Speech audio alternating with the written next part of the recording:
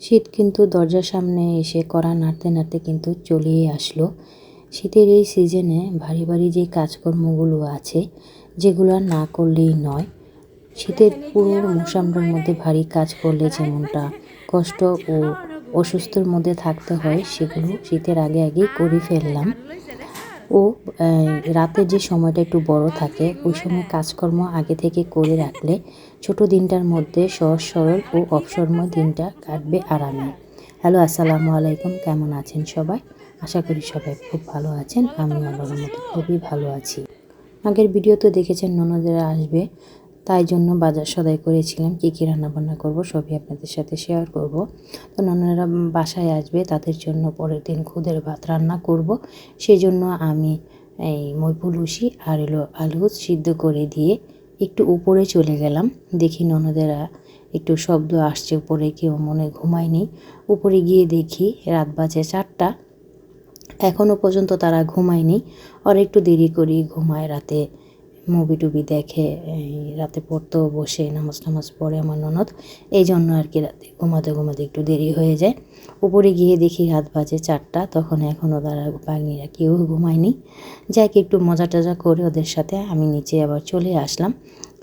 নিচে চলে এসে আমার যেহেতু রাতে কাজকর্ম করতে আমি একটু সুবিধা বোধ করি, আমি উপরে ওখানে চুলার মধ্যে এগুলো বসিয়ে দিয়ে চিন্তা করলাম এই যে পাপোশগুলো আছে এগুলো একটু ভিজিয়ে ধুয়ে নিই। গরম পানিতে আমি একটু ভিজিয়ে রেখে গিয়েছিলাম। তারপর এখন আমি একটু সুন্দর করে, এই তো একটা বাতিল, একটা শরীর মোড়ানোর একটা যে মাজনিটা থাকে, ওটা দিয়ে আমি আগে পাউডার দিয়ে আমি ভিজিয়ে রেখেছিলাম। এখন এটা দিয়ে আমি ভালো করে ঘষে ঘষে ধুয়ে নিচ্ছি। সুন্দর করে পরিষ্কার হয়ে গেছে। ভিজিয়ে চিপে রেখে দেব, সকালে শুকা দিলে তাড়াতাড়ি শুকিয়ে যাবে, যাতে আবার আমি দিনের বেলা এগুলো ভিজাতে পারি। তারপর রাতেই আমি কি করলাম, সব কিছু ঘর, প্রত্যেকটা রুম আমি ঝুল ঝাড় একটু পরিষ্কার করে নিলাম। সবাই বলতে পারেন যে রাতে এগুলা কেন করছেন। আসল কথা কি, রাতে আমি কাজগুলো করতে ভালো লাগে, কারণ দেখবেন দিনটা কিন্তু খুবই ছোট।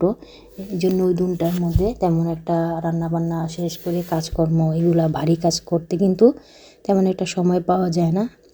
তাড়াতাড়ি আজান দিয়ে ফেলে, আজান দিলে কিন্তু সময় একেবারেই থাকে না।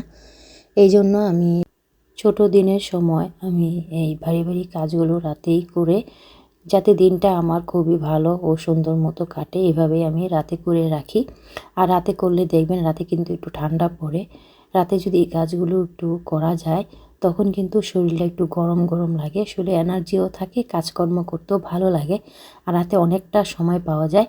একটু বিকেলে খাওয়া দাওয়া করে শুয়েছিলাম, শুয়ে একটু চা বানিয়ে খেয়ে তারপরে তো এই কাজে লেগে পড়লাম। আমার ওখানেও এই রান্নাবান্নার কাজ চলছে। সব কিছু আমি সিদ্ধ করে রেখেছি, যেহেতু ননদেরা কালকে খাবে এখানে।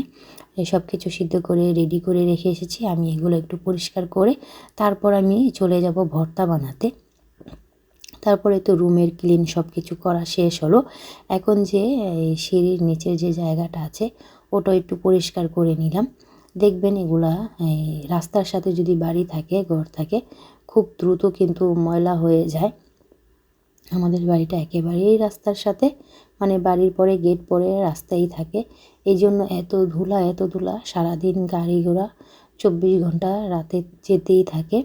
তখন এই রাস্তার ধুলা আর কোথায় যাবে, সব আটকে আটকে এখানে ঝুলঝাড় হয়ে থাকে, মাকড়সার জালও হয়ে থাকে।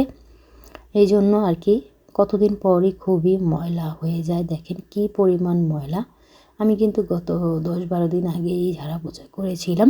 এসব কাজ যদি ঘন ঘন করতে হয়, এমনিতেই আমার অ্যালার্জির সমস্যা, ধুলাবালি কাজ করলে একেবারে ঠান্ডা লেগে যায়। আবার এই সিজনে কিন্তু ভারী ভারী কাজকর্ম করলে ঠান্ডা অবরতি লেগেই থাকে। আগে শীত আসলে তেমন একটা ঠান্ডা জ্বর আসেনি, কিন্তু এখন শীত আসলে, যতদিন শীত থাকবে আমার ঠান্ডা জ্বর একেবারেই থাকবে, সহজে কমবে না। এখন আমি যে রাতে 3:09 বাজে আমি কিন্তু ভয়েস দিচ্ছি। দিনের বেলা একেবারে ভয়েস দিতে পারি না, তখন রাস্তার পাশে এত গাড়ি ঘোড়া যায়, মানে ভয়েস কী দেব, গাড়ির শব্দ শুনতে শুনতে আমার কানটা ঝালাপোড়া হয়ে যায়। রাতে ভয়েস দিতে এত কটাই কষ্ট হয়।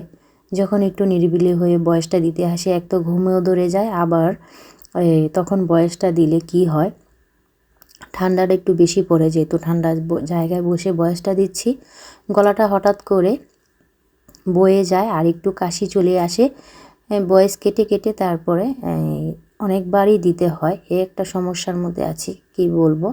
এই জন্য বড় ভিডিও আমি তেমন একটা দিতে পারছি না, যেহেতু শীতের সিজনে শরীরটাও ভালো থাকে না। এরকম কাজকর্ম করলে আমি একবারে অসুস্থ হয়ে যাই। না করলে তো হয় না, নিজের বাড়িঘর সুন্দর পরিষ্কার করে না রাখলে নিজেরতেই জানি কেমন লাগে। এই জন্য এই শীতের সিজনে ভারী ভারী কাজ করতে কিন্তু একেবারেই কষ্টদায়ক হয়ে যায়। আমার কিন্তু হেল্পিং হ্যান্ড নেই, আমার নিজের কাজ নিজেই করতে হয়। 4টা রুম আমার, কিন্তু এই রুমের মধ্যে ছোট ছোট, খুবই ছোট ছোট রুম। 2-1টা ফার্নিচার রাখলেই কিন্তু রুমগুলো একেবারেই ভরে যায়। যাই হোক, এই ভারী কাজকর্ম করে শুতে শুতে কিন্তু আমার প্রায়ই ভোর হয়ে গেছে। আমি মনে হয় 1 থেকে 1.5 ঘন্টা শুয়েছিলাম। শেষবেলায় কিন্তু তেমন একটা শোয়া হয়নি। আমার গলার ভয়েসটা দেখেন কেমন লাগছে, কতক্ষণ ভয়েস আটকে যাচ্ছে, কতক্ষণ হচ্ছে, খুবই কষ্ট হচ্ছে। যাই হোক, অনেকটা কথা বলতে ভুলে গেছি। আপনারা কিন্তু আমার ভিডিওতে একেবারে লাইক তো দেনই না, ভিডিও তেমন একটা দেখেন না। প্লিজ দয়া করে যদি ভিডিও ভালো লাগে, কোনো কথা বা অংশ কাজ, অবশ্যই একটা লাইক দিয়ে শুরু করবেন। আর যদি আমাদের এই ধরনের রিয়েল লাইফস্টাইল ভিডিও দেখতে যদি আপনাদের একটু হলেও ভালো লাগে ও কোনো একটা জায়গায় যদি একটু হলেও পছন্দ হয়ে যায়, অবশ্যই আমার চ্যানেলটা সাবস্ক্রাইব করে আমার পরিবারের পাশে থাকবেন। আর অলরেডি যারা এই কাজটা করেছেন তাদেরকে তো আমার অসংখ্য অসংখ্য অন্তরস্থল থেকে অনেক অনেক ধন্যবাদ ও ভালোবাসা। তারপর দেখলেন সকাল হয়ে এসেছে। আমি আগে গেটটা পরিষ্কার করে নিলাম। গেটটা পরিষ্কার করতে গিয়ে আমি সারা শরীর আমার ভিজে গেছে। সকাল সকাল করে নিয়েছি, কারণ দুপুর আবার রান্নাবান্না বসাতে হবে। রাতেই কিন্তু আমি আর ভর্তা বাটি যা আছে সব কিছু বানিয়ে ফ্রিজে রেখেছি। আমি কি করি, যেদিন খুদের ভাত রানবো, বোয়া ভাত রানবো, আমি রাতেই সব কিছু ভর্তা টর্তা বানিয়ে রেখে দিই। এতে আমার অনেকটা সময় বেঁচে যায়। শুধু এখন দুপুরবেলা শুধু এই যে বোয়া ভাতটা রানলেই হবে। আমি এই যে শীত আসার আগে আমি কিন্তু এই যে এসএসের যে গেটটা আছে রাস্তার সাথেই, ওটা আমি ধুয়ে নিলাম। ওই গেটটা আমরা তেমন একটা আসা যাওয়া পড়ে না, কিন্তু বন্ধ থাকতে থাকতে রাস্তার মধ্যে এত ধুলা পড়ে গেছে, একেবারে গেট একবারে সাদা হয়ে গেছে, না ধুলেই হয় না। তাই আমি কি করলাম, পানি দিয়ে বারবার ভিজে ভিজে ধুবো, কিংবা ভিজা ন্যাকড়া দিয়ে ধুবো, আবার সেই ময়লাই থাকবে। এই জন্য পাইপ দিয়ে মোটর ছেড়ে তারপর আমি সুন্দর করে ধুয়ে নিলাম। ধুতে গিয়ে আমার সারা শরীর ভিজে গেছে, একেবারে আমি অর্ধেকটা গোসল হয়ে গেছি। গেটটা ধুয়ে আমি নিজে গোসল সেরে তারপরে রান্নাবান্না করতে চলে আসলাম।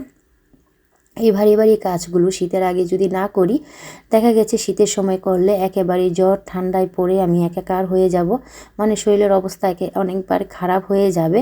এই জন্য এই ভারী ভারী কাজগুলো শীতের মধ্যে না করলেই হয় না। কিন্তু দেখবেন আবার যখন একটু এখন তো যেহেতু বৃষ্টি হচ্ছে না, রাস্তায় ধুলাবালি প্রচণ্ড, আর এখন এত গাড়ি যায় যা বলার বাইরে। আমাদের যে বাড়ির পাশে যে বড় মেন যে রোড আছে, রোডটা একেবারেই ভাঙ্গা। এই কারণে ওই জায়গা দিয়ে বড় বড় গাড়ি তেমন একটা যায় না, সিএনজিও যায় না, সব আমাদের সাইড দিয়ে আসে। এই জন্য গাড়ি ঘোড়া অনেকটাই বেশি চলে, আর ধুলাবালি অনেকটাই বেশি হয়। আর গাড়ির শব্দ কি বলবো, দিনের বেলাও একটু শুতে পারি না, এত গাড়ির শব্দ। তারপর এই তো ভিডিও রিলেটেড একটা কথা বলি। এই তো দেখলেন আমি রাতে তো ভর্তাগুলা বানিয়ে রেখেছি, কিন্তু ভর্তা আর তেমন দেখা হয়নি।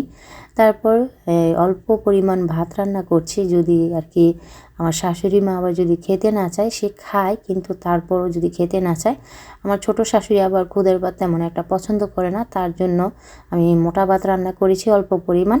তারপরে এই তো খুদের ভাতটা আমি একটু রান্না করে নিয়েছি। দেখলেন তো কীভাবে রান্না করেছি, শুধু একবারে সাদা করে রান্না করেছি। বিশ্বাস করবেন না, এত পরিমাণ মজা হয়েছে।